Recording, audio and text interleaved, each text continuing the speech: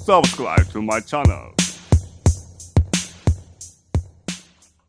सिद्धि की शादी के बाद वो ससुराल चली जाती है। पीछे रह जाती है भाभी रानी।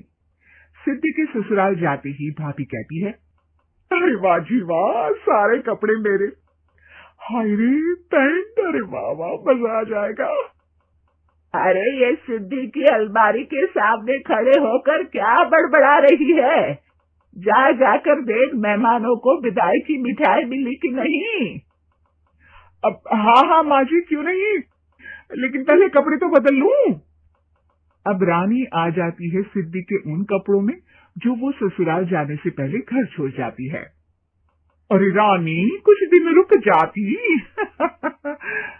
अरे ये तो सिद्धि बिटिया को मैंने ही दिया था, बड़ा ही फबता था उस पर, तुझ पर तो कुछ खास नहीं लग रहा। अब वो ना मेरे सारे कपड़े गीले थे तो सोचा पहन लूं। वैसे भी सिद्धि को कौन सा दिन पुराने आउटडेटेड कपड़ों को पहनना है। वैसे भी ये सूट तो मैंने तभी पहना था, वैसे खास है भी नहीं ये। हाँ ठीक है, लेकिन ना मेरी सिद्धि पर तो जमता था। सारे मेहमान चले जाते हैं और सिद्धि ससुराल से मायके पहली बार आती है। अपना घर, अपना कमरा, अपनी अलमारी। ये बोलकर जैसे ही सिद्धि अलमारी खोलती है तो सामने उसके कपड़ों की जगह कुछ और ही रखा होता है। माँ, जरा कमरे में तो आना। सास और रानी वहां पहुंच जाते हैं। रानी ने पहनी होती है सिद्धि की जींस और टी शर्ट। अरे भाभी, ये क्या? ये तो मेरी बड़ी ही महंगी टी शर्ट है, इसे आपने घर में क्यों पहनी है? अरे बहुत मिलती है दीदी ये चौक की मार्केट में, 150 में। ओ भाभी प्लीज, ये एरोपोस्टल है, 2000 की एक टी शर्ट। ओहो, 2000 में तो दीदी 4 साड़ी आ जाए।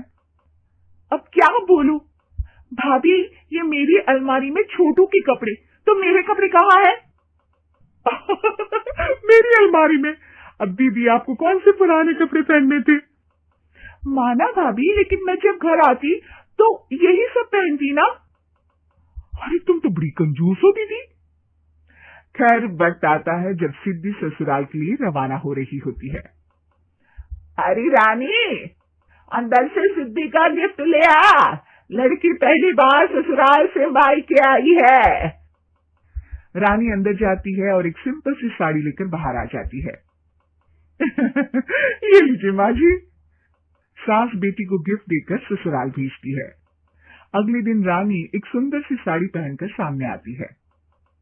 अरे रानी, ये तो वो साड़ी है जो मैंने सिद्धि को देने के लिए दी थी जब वो ससुराल ले जाती, लेकिन ये तूने कैसे पहन ली? अरे माँ जी, ये साड़ी तो मुझे बहुत पहले से ही पसंद थी, लेकिन चिंता ना करिए, मैंने सिद्धि के लिए भी अच्छी सी साड़ी दी है। हाँ। तभी सिद्धि का फोन आता है। क्या माँ, कुछ अच्छा तो दिया होता ससुराल ले जाने के लिए। अरे पहले दिखा दिया होता। ये चमकते हुए पैकेट में नौकरानी वाली साड़ी मत दिया करो माँ। अरे बेटे, वो तेरी भाभी ने ना गलती से उससे पैकेट बदल गया। हाँ, मैं कल ही तेरे भाई के हाथ से तेरा वाला पैकेट भेज दूंगी।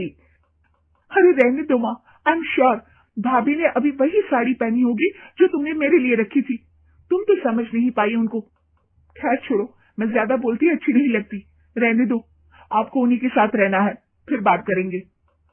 सास को रानी पर गुस्सा आ जाता है। वो उसके कमरे में जाती है जहाँ वो शादी का एल्बम देख रही होती है। रानी, मार्केट जाकर एक ऐसी ही साड़ी लेकर आ, कल प्रतीक जाकर सिद्धि के घर दे आएगा। अरे क्यों माँ जी, कितनी साड़ी देनी है दीदी को, या कोई सेल लगी है क्या? अरे चुप कर, मेरे बेटी के हिस्से की साड़ी खुद पहन ली, अब ज्यादा ज्ञान बांट रही है। एक दिन सिद्धि का फोन आता है। माँ, मेरी सास ने आप सबको खाने पर बुलाया है। सारे लोग सिद्धि के ससुराल पहुंचते हैं।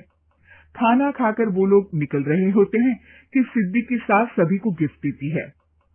अरे बहन जी, बेटी के घर का खाना खा लिया, यही बहुत है जो आप ऊपर से गिफ्ट भी दे रही है।